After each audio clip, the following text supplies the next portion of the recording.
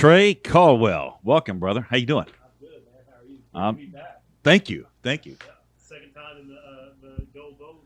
Yes, the Go Bowl podcast. We're glad to have you, brother. Hey, I love the man cave. well, thank you. Thank We didn't you. have this last time. No, We were in a little office in the church. we were, and Caleb and I have kind of built this over the last year, and so honored to have you here. Just want to congratulate you and the rest of our Oklahoma house for just a magnificent job. I would say this has probably been one of the most impactful years in recent memory. Guys got a lot of stuff done, and just our audience out there today is also the 6-3 decision from the Supreme Court. Praise God, abortion is non-existent now as a federal law. Now we still got a lot of work to do in a lot of the states. I think 22 laws are going to go into effect today. And tell us about Oklahoma had you guys had worked tirelessly on a bill in Oklahoma. Tell us about kind of what's going to happen right now since the Supreme Court issued that decision. What's that mean for Oklahoma today?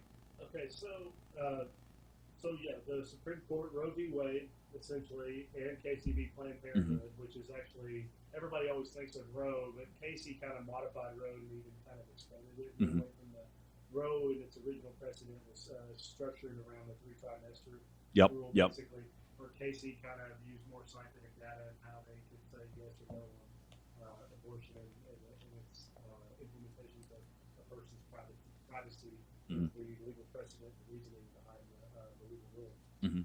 So that was overturned today officially. The Supreme Court announced that. So essentially, what the Supreme Court did, in my understanding, and I haven't actually read any of the Sure. I'm just going off the cliff notes. Yeah. To see. But basically, the scuttlebutt is that it's going to revert back to the states.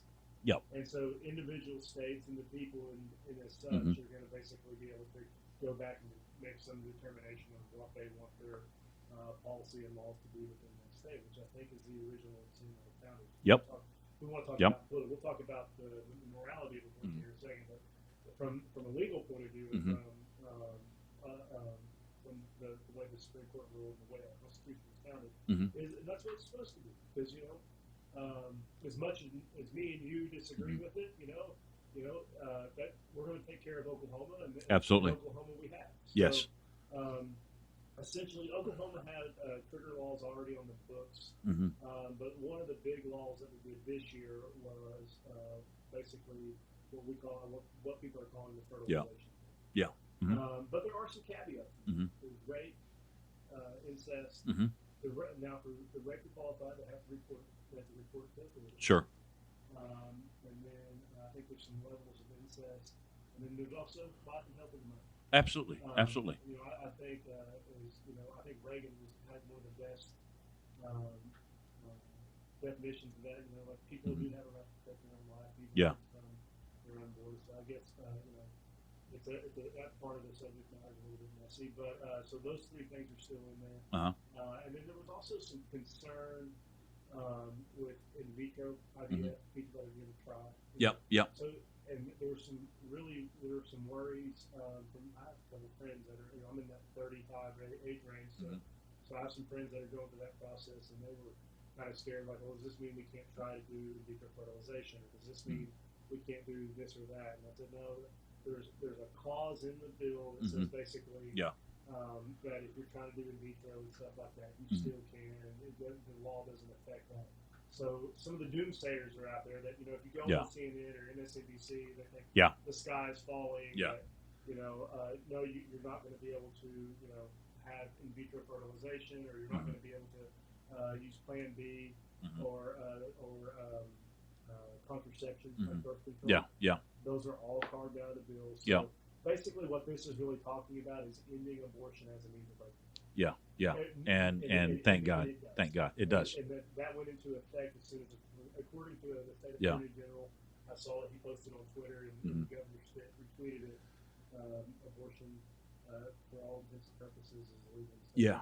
And praise God. And I want to thank you and the rest of the Oklahoma House and the governor and the Senate for took a lot of guts. Like I said, there were bills that we've been working on for a long time that said people said you could never get passed, and praise God, we give Him all the glory. One of I think the Oklahoma bill is probably one of the best laws and the way it's written, and I think it'll stand the test of time. You guys did your due diligence, and my hat's off to you. And I just now, folks, we got to pray for the other states to follow suit, and we've got to also pray that we're going to see a lot of backlash on this. We're already starting to see it. In the last month, there's just countless of churches and pregnancy centers have been under attack. And I saw a recent one on Twitter that it shocked me of the number of facilities that are getting attacked right now. So we got to pray. This is still going on right now. And I'll tell you on the whole question. Just kind of changing topics here for a second. We're very thankful for the abortion deal. Yeah, go ahead. Mm-hmm. And that would be is now that we have done this, I do think that when I say we, mm-hmm. the people of Oklahoma, mm-hmm. the Christian community, mm-hmm. The people that have been working on this, whether that's the Catholic League, the Southern Baptists, yeah, whomever it may be, mm-hmm. I'm using a very yep. loose interpretation mm-hmm. of we have to start doing a better job at making sure that we make young women feel like they have a right. Yeah, absolutely. We mm-hmm. have to put more time, mm-hmm. money, and resources as a state and, mm-hmm. and as a community mm-hmm. into things like pregnancy resources. Mm-hmm. We have to, for adoption, making sure those options are out there and make sure people know about them. Mm-hmm. So the work is not done. I think, in all honesty, it's just the end of the first chapter, and now it's time to progress to the second chapter. And we have mm-hmm. we have to show these people love. We have to make sure that they know that they're going to mm-hmm. have support, and that's going to not be just easy. Yeah. It'll cost resources from a state perspective. Mm-hmm. And I don't think we can just say, okay, we make no. Oklahoma, and then okay, let's all go home and go to the lake. No.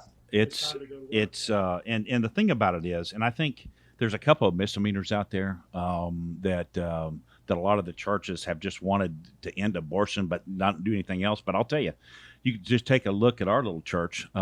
We have spent a lot of money and time and resources on the Southwest Pregnancy Resource Center in Lawton, and that is a tremendous blessing.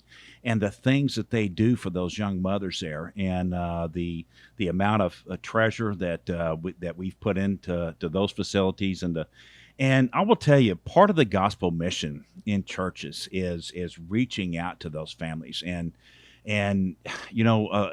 especially in the rural communities that we have today. The work's just getting started because we still have a lot of hungry kids. We still have a lot of really poor kids, not even going on the fatherless thing. Because if you look at it, we've got a father problem, and we do, and just plain and simple. And there's so much more work to be done. And like you said, we're just getting started, but we got to step in the right direction. One of the other